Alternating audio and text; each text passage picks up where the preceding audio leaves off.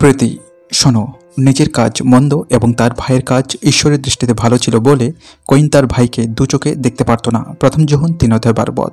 ভালো কাজের জন্য যদি তোমার স্ত্রী পুত্রেরা তোমার উপর বিরক্ত হয়ে থাকে, তবে সৎ কাজে যে তাদের মন নেই তার পরিচয় তারা দিয়েছে এখন, আর তুমি তাদের রক্তের জন্য দায়ী নও।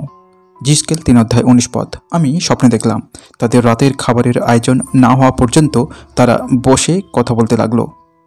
খাবার প্রস্তুত হলে সবাই গিয়ে খেতে বসলো। নানা রকম উপাদায় খাবারের আয়োজন হয়েছিল। যেসায় 25:6। খেতে খেতে তারা পর্বতের মালিকের বিষয়ে কেবল আলোচনা করলেন।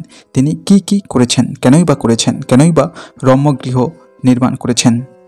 এইসব বিষয় তাদের আলোচনা শুনে বুঝতে পারলাম পর্বতের মালিক একজন মহাযোদ্ধা এবং তুমুল যুদ্ধ করে মৃত্যুর উপর কর্তৃত্বকারীকে শক্তিহীন করেছেন। ইব্রিয় 2:14 এবং 15। তাতে তিনি নিজেও ভারী বিপদে পড়েছিলেন, তাই আমি তাকে আরও বেশি ভালো না বেশে থাকতে পারলাম না।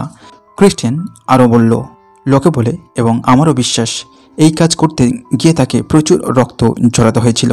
এই দেশের প্রতি অতিশয় অনুরাগবশত সেই কাজ করাতে তা অত্যন্ত গৌরবের হয়েছে। তাছাড়া বাড়ির কয়েকজন বললেন, ক্রিস্টীয় মৃত্যুর পর আমরা তার সঙ্গে সাক্ষাৎ করে আলাপ করেছি। তাঁর নিজের কথাতেই বুঝতে পেরেছি নিরুপায় যাত্রীদের তিনি এত স্নেহ করেন যে সারা দুনিয়াতেও তার সমতুল্য খুঁজে পাওয়া যায় না। তাদের কথার প্রমাণস্বরূপ তারা একটা ঘটনার উল্লেখ করে বলেছিলেন, দীনহীনদের সুখ স্বাচ্ছন্দ্যের জন্য তিনি নিজের সমস্ত ঐশ্বর্য ত্যাগ করেছিলেন। তিনি নিজে আমাদের আরও বলেছিলেন, সিয়ন পর্বতে একাকী বাস করতে তার বাসনা নেই। তারা আরও বললেন, তিনি কত অজন্ম ভিখারি এবং সারের ঢিবিতে জন্মানো যাত্রীকে রাজকুমার স্বরূপ করেছেন। তাই তো লেখা আছে, তিনি ধুলো থেকে দীনহীনকে তোলেন, সারের ঢিপি থেকে দরিদ্রকে উঠান, যেন তিনি তাকে বসিয়ে দেন কুলীনদের সঙ্গে। গীতসংহিতা 117 সংখ্যা 7 পদ এবং 8 পদ। প্রথম শমূয়েল 2:8 পদ।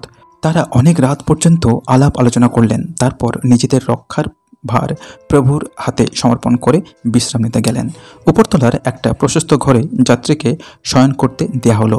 এই ঘরের জানালা দিয়ে প্রাত সূর্যের কিরণ প্রবেশ করত। ঘরটার নাম ছিল শান্তি। সূর্যোদয় পর্যন্ত যাত্রী নিদ্রা গেল।